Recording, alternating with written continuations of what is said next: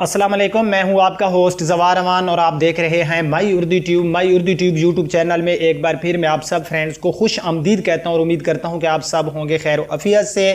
पिछली वीडियो में मैंने आपको बताया था कि आप किस तरह से एक इस्तेमाल शुदा गाड़ी जो है वो ख़रीद सकते हैं।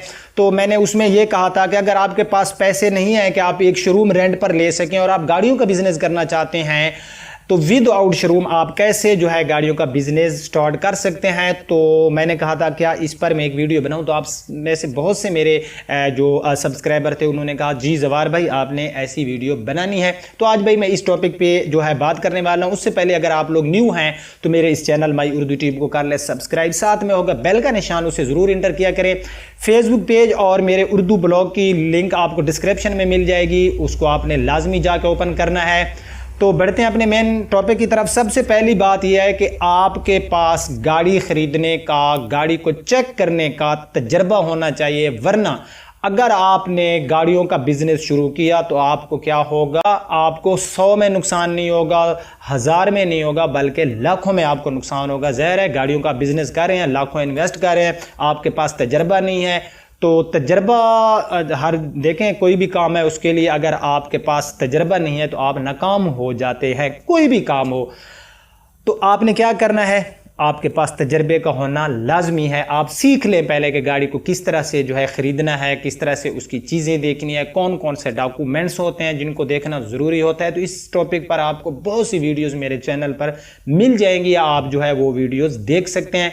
मैं कोशिश करूँगा कि उन वीडियो के लिंक्स डिस्क्रिप्शन में डाल दूँगा। उसके बाद होता है कि आपके पास तजर्बा आ गया, अब आपने जाना है गाड़ी को ख़रीदने। देखें अगर आपके पास तजर्बा नहीं है तो आप क्या कर सकते हैं, किसी तजर्बेकार बंदे की हेल्प भी ले सकते हैं।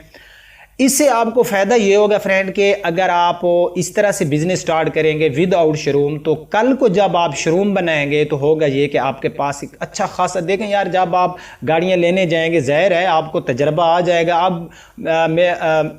अब मुझे कोई गाड़ियों का तजर्बा है तो कोई मैं माँ के पेट से सीख कर तो नहीं आया, कोई भी माँ के पेट के अंदर नहीं सीखता, बल्कि इंसान जब दुनिया में आता है कोई भी चीज़ होता है उसको करने से तजर्बा होता है, घर बैठने से तजर्बा नहीं होता। जब बंदा मार्केट में जाता है, गाड़ियों के प्राइस पूछता है, गाड़ियों को चेक करता है, तो मेरा ख्याल में जो है बंदे को 100% तजर्बा हो जाता है गाड़ी को ख़रीदने कैसे है। तो आपने क्या करना है, आपने जो है गाड़ी जब ख़रीदने जाना है, अगला मरहला है आपके लिए, आप गाड़ी ख़रीदने जब जाएंगे तो क्या करना है, ये तो मैं आपको बता रहा हूँ ना कि गाड़ी को ख़रीदना कैसे। उसके बाद मैं सेल करने के बारे में आपको लास्ट में बता दूंगा। तो वीडियो आपने स्किप नहीं करनी, पूरी वीडियो देखनी है। आपने हमेशा गाड़ी किसी जो है घर से जाके, यानी कि जो गाड़ी का ऑनर हो उसके पास जाना है और वहाँ से गाड़ी जो है आपने बाय करनी है।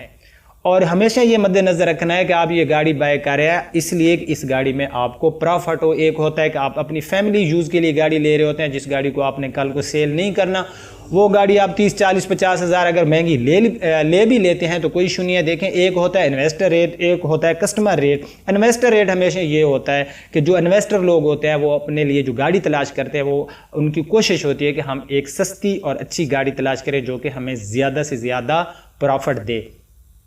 उसके बाद आपने क्या करना है, शोरूम पे गाड़ी बिल्कुल नहीं ख़रीदनी। आपने जो है एक अपना मैंड बना रखना है, जहाँ पर किसी के पास गाड़ी हो, कोई आपका जानने वाला हो, कोई भी हो, उससे पूछ लिया करें भाई ये गाड़ी सेल है। यानी ये नहीं है कि आप वो गाड़ी लेकर आए कि जो गाड़ी कल को आपकी सेल भी न हो। आपने ये मद्देनज़र रखना है कि आपकी सिटी में इस गाड़ी की सेल वैल्यू है या नहीं है। फॉर एग्ज़ाम्पल आपकी सिटी में निसान गाड़ियों की मार्केट नहीं है, मैं एक एग्जांपल दे रहा हूँ। आप एक निसान की गाड़ी लेकर आ रहे हैं और आप देखते हैं कि यार मुझे मार्केट से सस्ती मिल रही है, तो वो गाड़ी आपके गले पड़ जाएगी और वो गाड़ी कभी भी आपकी सेल नहीं होगी। तो वो आपको क्या करेगी, नुकसान करेगी, क्योंकि आपका जो इन्वेस्टमेंट होगी वो हो जाएगी बॉन्ड। ठीक है, इस चीज़ को मद्देनज़र रखना है। उसके बाद आपने ये लाजमी देखना है कि आपकी सिटी में कौन सी गाड़ी जो है उसको लोग ज़्यादा जो है वो ख़रीदना चाहते हैं और लोग बड़े शौक़ से ख़रीदना चाहते हैं, और इस चीज़ की कमी है लोगों को। जैसे लोग ये चीज़ ख़रीदना चाहते हैं वैसे उसको नहीं मिलती। उसके बाद जब भी आपने गाड़ी ख़रीदनी है, उसके पेंट रीपेंट उस बंदे के साथ जितने मुआहदे होते हैं वो आपने कर लेने हैं। अब आप गाड़ी लेकर आ गए, अब मसला आ जाता है कि आप गाड़ी को कहाँ खड़ा करेंगे, घर में खड़ा करेंगे, शोरूम तो आपकी है नहीं, तो आपके पास दो ऑप्शन आ जाते हैं नेक्स्ट। पहला ऑप्शन ये है कि आप गाड़ी घर में खड़ा करें, आपके पास एंड्रॉयड है, आपके पास फेसबुक की आईडी है, आपके पास व्हाट्सएप है, बहुत से ट्विटर की आईडी होगी, बहुत से आपके पास ऐसे जो है सोशल मीडिया की आईडीज़ होंगी, तो आप वहाँ पर स्पेशली एक जो है गाड़ियों के नाम से एक जो है आप ग्रुप बना सकते हैं या कोई फेसबुक का पेज बना सकते हैं। तो वहाँ पर आप ऐड लगाते जाएं, अपना OLX पे ऐड दे दें, उसके बाद आप जो है पार्क व्हील पे ऐड दे दें। तो आपके पास ये एक तो हो गया कि आप इस तरह से जो है अपनी गाड़ी को लोगों तक, ताकि पता चले ना लोगों के कि आप ऐसी गाड़ी आपके पास है, ठीक है। नंबर 2 पे आप किसी शोरूम वाले से बात कर सकते हैं, ऐसा कोई शोरूम वाला जो आपका दोस्त हो, आपका जानने वाला हो, अच्छा हो। ऐसा ना हो कि आप गाड़ी वहाँ पर खड़ी कर दें और कल को वो कहे भाई आपने तो यहाँ गाड़ी खड़ी भी नहीं की। तो किसी अच्छे एतमाद वाले शोरूम वाले से बात करें कि भाई मैं आपका इन्वेस्टर बनना चाहता हूँ, मेरे पास 2 या 3 गाड़ियों की जो है इन्वेस्टमेंट है, तो मैं गाड़ी आपके शोरूम पे खड़ी कर, तो वो शौक से आपकी गाड़ी अपने शोरूम पे खड़ी कर देगा। तो वहाँ पर भी जो है आप गाड़ी जो है उसको जो है सेल कर सकते हैं, ठीक है। तो सबसे पहले मैंने आपको ये बताया गाड़ी को ख़रीदना कैसे है। गाड़ी के लिए आपको तजर्बे का होना ज़रूरी है, वरना आपको नुकसान होगा। गाड़ी ख़रीदते वक्त इस चीज़ को मद्देनज़र रखना है कि मार्केट वैल्यू हमारी सिटी में इस गाड़ी की क्या है। आप जिस सिटी में आपने अपनी मार्केट वैल्यू को मद्देनज़र रखना है। उसके बाद आपकी गाड़ी सेल करने के आपके लिए बहुत से जो है आपके पास ऑप्शन मौजूद होते हैं। उसके बाद मैं आपको एक बात बताता जाऊं कि जब आप ईमानदारी से करेंगे, हत्ता कि ये बात मैंने पहले बतानी थी, सॉरी कि मैं जो है ये लास्ट में बता रहा हूं।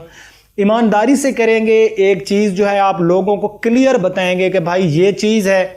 मैं एग्जांपल देता हूं, ये एक सेल फ़ोन है, तो मैं जो है इसको सेल करना चाहता हूँ। अगर मैं इसकी खामी और ख़ूबियाँ दोनों बताऊँगा और वो जो उसमें रियल खामी और ख़ूबियाँ होंगी, तो एक दफ़ा जो बंदा मुझसे ये सेल फ़ोन ले जाएगा वो अगेन में कोशिश करेगा कि यार मैं जवार से ही ये सेल फ़ोन ख़रीदूँ, क्योंकि इसने जो चीज़ें बताई थी वो वैसी की वैसी थी। बाकी चीज़ महंगी या सस्ती वो हर बंदे को जो होता है वो अपने शौक़ से लेता है, जो पैसे लगाता है। अगर आप गाड़ी दे रहे हैं उसको 20-30 हज़ार महंगी लग रही है, तो आप ज़बरदस्ती तो उसे नहीं दे रहे ना, वो अपनी शौक़ से जो है गाड़ी लेकर जा रहे हैं। हाँ, आप उसके साथ ज़्यादती तब करेंगे। तो और तरीके से बता रहे हैं, जब वो चीज़ घर ले जाता है तो उसके अंदर खामियां निकलना शुरू हो जाती हैं, तो आपका बिज़नेस कभी भी ग्रोथ नहीं करेगा।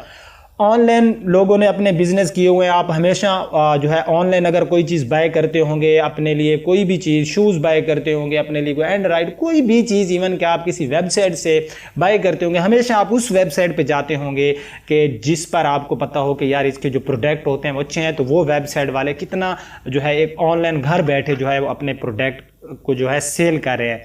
तो आप इस तरह घर बैठे बगैर शोरूम के आप लोग जो है गाड़ियों का बिजनेस कर सकते हैं। जो चीज़ें मैंने आपको बताई हैं बस बेसिक सी, सिंपल सी यही चीज़ें हैं और आपने कुछ भी नहीं करना। इससे आपको बहुत ज़्यादा तजर्बा हो जाएगा। जब आप 1-2 गाड़ी से स्टार्ट लेंगे, जब आपको तजर्बा हो जाएगा, जब आपको गाड़ियों से इंशाल्लाह जो है प्रॉफिट ज़्यादा आना शुरू हो जाएगी, ज़ाहिर है फिर आप अपने लिए एक या तो ख़ुद ज़मीन लेकर वहाँ पर शोरूम तामीर कर लें, या फिर आप क्या करें कि कोई कहीं से जो है रेंट पे शोरूम ले लें। तो इंशाअल्लाह ताला मैं उम्मीद करता हूँ कि ये आपका बिज़नेस जो है ये ग्रोथ करेगा। लेकिन मैं आपको बता रहा हूँ, लास्ट में एक बार फिर रिक्वेस्ट करूंगा कि आपने ईमानदारी को मद्देनज़र रखना है, तो इंशाल्लाह आपका बिज़नेस ग्रोथ करेगा।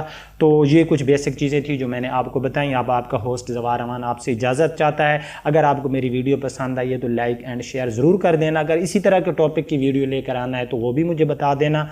मुझे दीजिए इजाज़त, अपना रखना ख्याल, अल्लाह हाफिज़।